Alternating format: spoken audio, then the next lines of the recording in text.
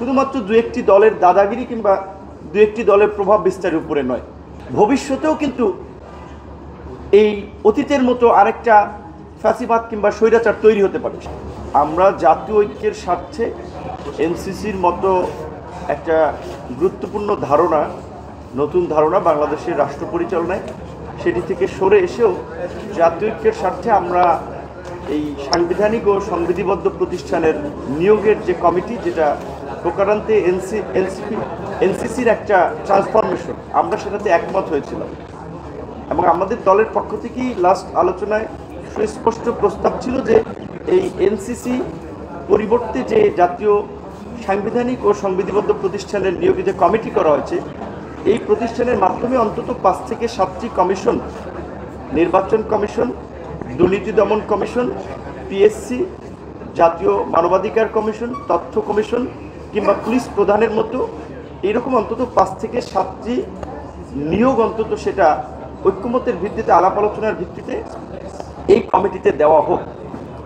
কিন্তু যেহেতু আজকের আলোচনায় আমরা হাউজের পালস বুঝে যেটা বুঝতে পারছি যে একটি বড় রাজনৈতিক দল সহ আরও 2-4টি দল এই বিষয়ে একটু দ্বিমত পোষণ করতেছে।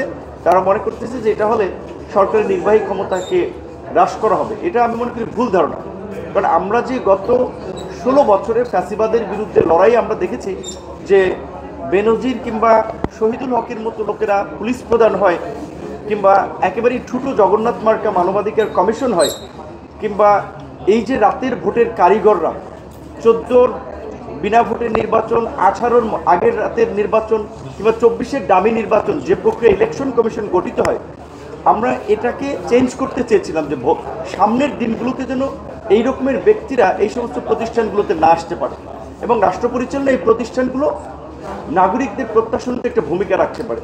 কিন্তু যেহেতু একটি প্রধান রাজনৈতিক দল সহ কয়েকটি দল এই বিষয়ে দ্বিমত পোষণ করতেছে, ওই আঙ্গিকে যে নির্বাহী ক্ষমতাকে টেনে ধরা হচ্ছে, সেই জন্য আমরা বলেছি যে আমাদের অন্তত যেহেতু এনসিসি থেকে আমরা সরে এসেছি জাতীয় ঐক্যমতের স্বার্থে, এই সাংবিধানিক ও সংবিধিবদ্ধ প্রতিষ্ঠানের নিয়োগ কমিটি এটা আমরা চাই। প্রয়োজনে এখানে 5 থেকে 7টির পরিবর্তে নির্বাচন কমিশন, দুর্নীতি দমন কমিশন এবং পিএসসিকে অন্তত দেয়া যায়। কারণ হচ্ছে 16 বছরে আমরা আওয়ামী লীগের দলীয়করণ দেখেছি নিয়োগের ক্ষেত্রে। এখন পিএসসি যদি একটা স্বচ্ছ নিয়োগ প্রক্রিয়া না থাকে, আগামীতে তো আবার কোনো নির্দিষ্ট দলের একটা আধিপত্য সেখানে থাকতে পারে। নির্বাচন কমিশন গঠনে যদি বিরোধী সহ অন্যদের ভয়েস না থাকে, আর একটা তো আপনার নুরুল হুদা কিংবা আপনার রকিবউদ্দিন মার্কা কমিশন, আউয়াল মার্কা কমিশন হতে পারে। তো এই বিষয়ে ঐক্যমত না হওয়াটা অনাকাঙ্ক্ষিত এবং দ্বিকক্ষ বিশিষ্ট সংসদের যে আলোচনাটি মোটামুটি আমরা দেখেছি অধিকাংশ রাজনৈতিক দলই একমত।